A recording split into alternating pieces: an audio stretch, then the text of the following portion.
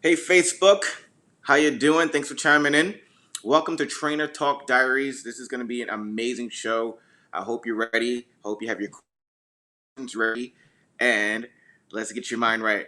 I have a special guest that you're definitely going to ask a lot of questions to. I met him a couple months ago. We're going to do a lot of work together, but COVID-19 hit. Now we are located in the Throgs Neck community, and the great thing about the Throgs Neck community, it is close knit. I mean, it's still very much mom and pop.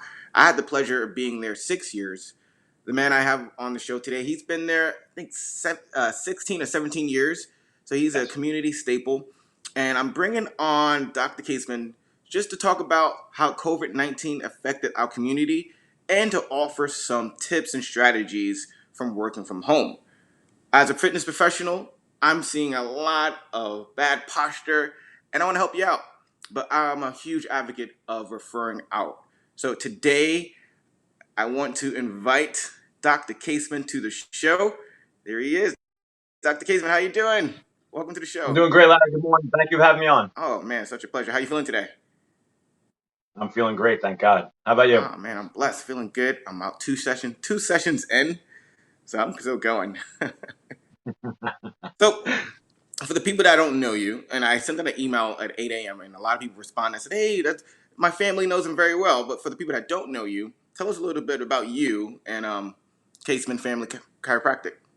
Okay. Well, I'm originally from Throgs Neck. I grew up in Throgs Neck. I still live in Throgs Neck. I live in the country club section of Throgs Neck. Hmm. So I've been in the neighborhood my entire life. Opened up Kaseman Family Chiropractic back in 2003 at the current location, 3505 East Tremont, and we are still there. We're still running. We're back open.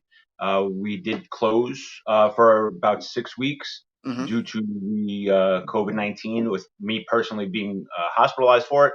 But we're back up and running. We're seeing patients. We have a full book today, and things are humming. We're doing well. Doing well. Yeah, man.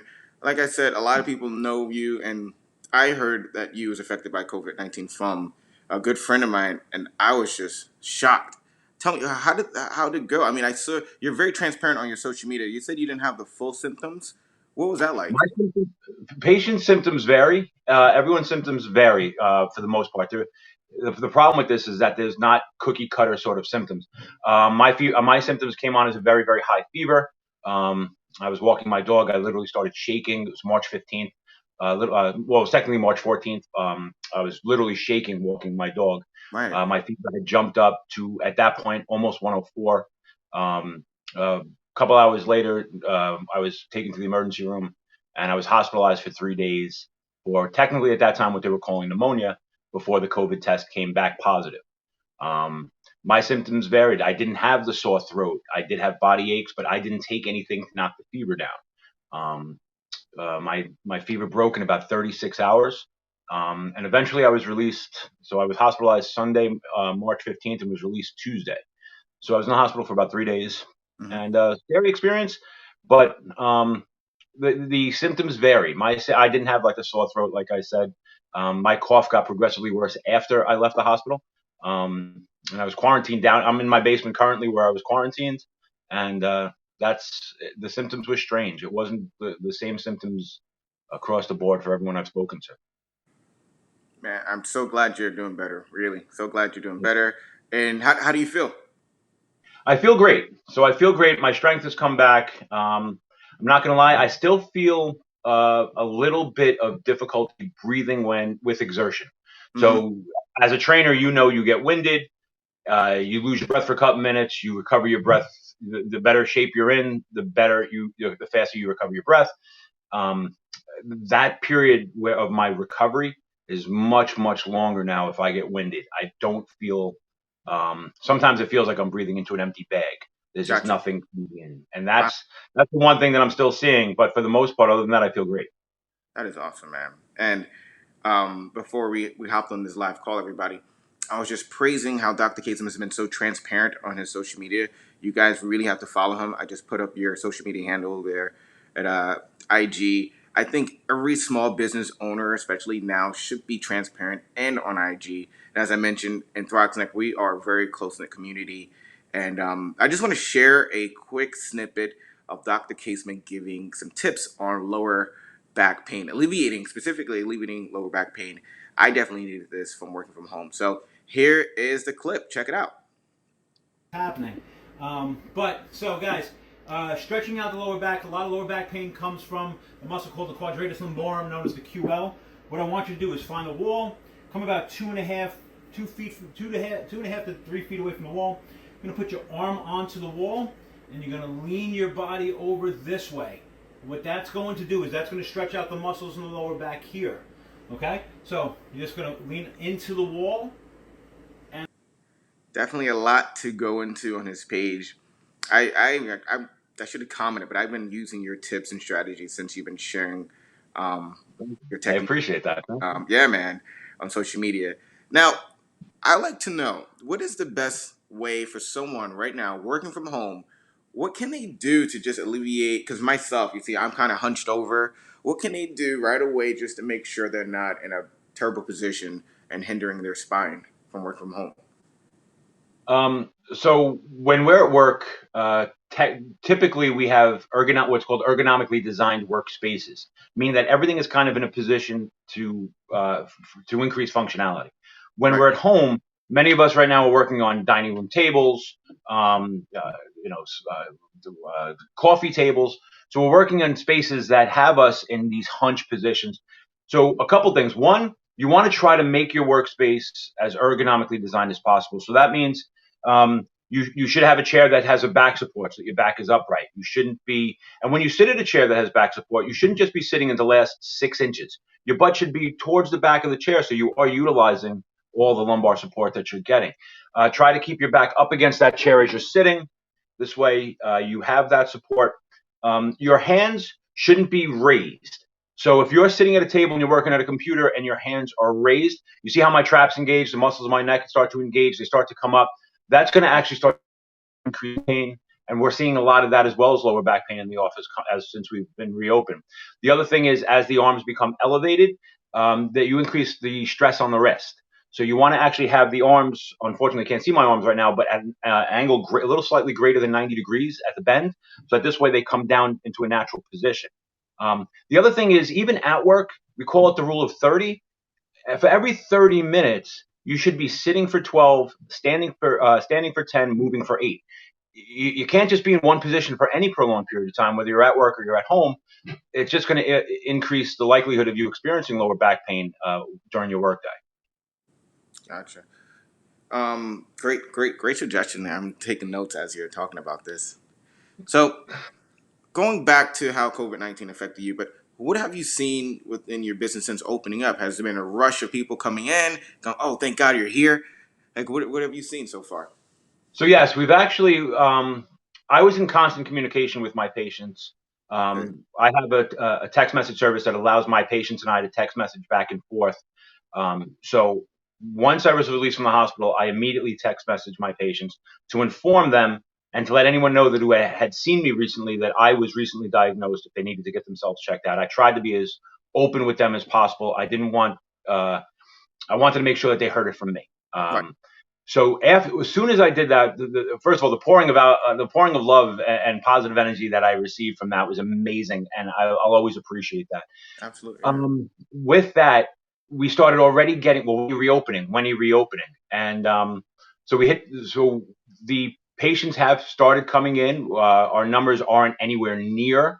We're working at slightly less than 40% of our previous numbers. Mm-hmm. Um, but there have been patients that needing to come in. Most of the patients are in a very acute stage. They've been hurting for a while. They don't want to go to emergency rooms or urgent cares because of the fear of COVID-19. So they'd rather come someplace where they feel like they're a little bit more safe. And fortunately, I've been able to provide them with an environment like that. That is amazing. That's awesome. Like I said, everyone, you definitely need to follow Dr. Kaseman on IG. We're gonna be short in time, but I do have some questions from the Fit Fam. I Please. sent out an email, and we got some cool questions here. So, what do you think of memory foam beds? Now, this person has one, and she still finds that she wakes up with back pain. What do you think of these beds? Memory foam beds were all the rage, and chiropractors really promoted them very heavily when they first came out. They do seem to contour to your body and then kind of hug you. There's a couple things with memory foam. First of all, as the cells start to become compressed, they lose that elasticity and they start to lose their support. Usually within 12 to 18 months, the material starts to break down. Even though there's a warranty on the bed, I believe there's no warranty on the material, which is an odd kind of thing. So we don't currently recommend the memory foam beds or pillows. The other thing is that they trap body heat, and very often patients will say, when I use it, I sweat a lot, and that may not be the most comfortable way to sleep.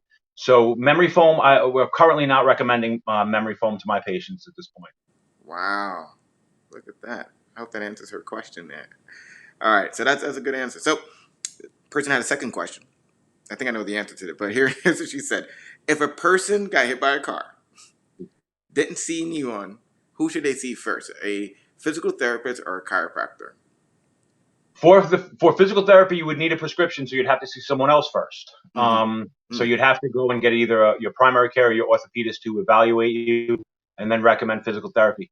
Chiropractic in this case would be considered portal of entry, meaning you could come directly to a chiropractor without having seen another provider. At that point, the chiropractor can set you up for x-rays, MRIs, or whatever need be. The other thing we cannot refer you to at that point, we can refer you to other providers. We cannot refer you to physical therapy. Each chiropractor is different. People practice in different ways. There are certain chiropractors that are geared just to kind of build up your case in the lawsuit, and people and attorneys refer very heavily to those type of chiropractors. Then there are chiropractors that are functional chiropractors, and I'm going to put myself into that category. Chiropractors that want to see you regain function. So in my biased opinion, I think you should see, it's a biased opinion because I'm a chiropractor. I want to be completely transparent.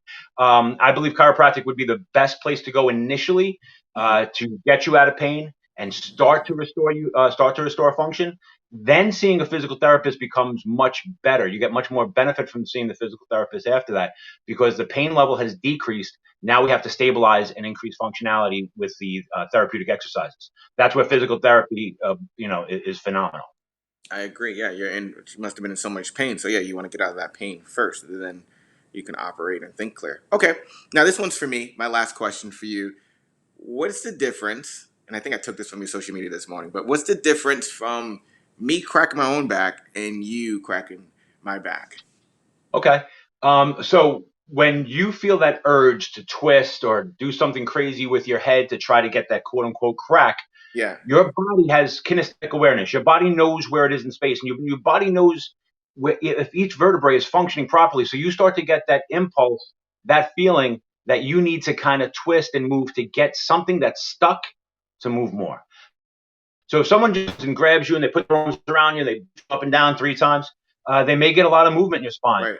But the reason that you're feeling stuck may not have been released. What a chiropractor is going to do is I'm going to feel the spine and I'm going to challenge the joint, looking for that joint that just doesn't seem to be moving properly. And I'm going to try to return movement to that joint. And what we'll see is those patients that crack their own necks and then 15 minutes later they need to do it again. It's because they're getting a lot of movement, but that joint is still stuck. If I start to release that joint within a few visits, they break that habit of having to quote unquote crack their own neck, and it happens with quite a lot of frequency. You'll do it all the time because you'll constantly feel like you're stuck. I'm not averse to having patients do some sort of twisting, and if they're getting releases and pops, that's okay. I recommend that you don't do that to your neck. You will create instability over time. But it's okay to do those little twists and just try to get some. But the reason you'll feel like you have to do it with increased frequency is because the joint that is stuck is most likely remaining stuck. You're not getting that joint. You're getting other joints to move. You're definitely talking to me on that one. Great answer, man. Thank you. Really, thanks for coming on. Everyone, please definitely follow Dr. Kaseman on IG. He is transparent. It's like you can literally get your answered when you go through his feeds. Super fun to watch. Dr. Kaseman, how can people find out more about you? KasemanChiro.com is my website. Kaseman Family Chiropractic is the Facebook page. It's just a practice name. DRKDC _ on Instagram. those are my three prime social media pages. That's the three ways of finding out more about me. And I actually encourage people to DM me if you do have questions. If I can answer them, I'll, I'll I'll respond to you, and it's me responding. It's not some service, or it's me responding. So I encourage people to reach out to me. Let me know what you're thinking. Let me know if there's something I can help you with, because we're all in this together, right? So right now, reach out, ask me questions. Awesome, awesome. Well, thanks for coming on. I'm sure you're My, gonna get a ton of questions. I'm gonna be that's good. A lot of them gonna be from me. Appreciate you coming on, and let's keep the conversation going, everybody. Leave a comment below if you are watching the recap. If you're watching this on YouTube, definitely leave a comment in the YouTube, and I'll shoot them over to Dr. Kaseman. Everyone, have a powerful day, and thanks for chiming in. Take care, everyone. Thank you, guys.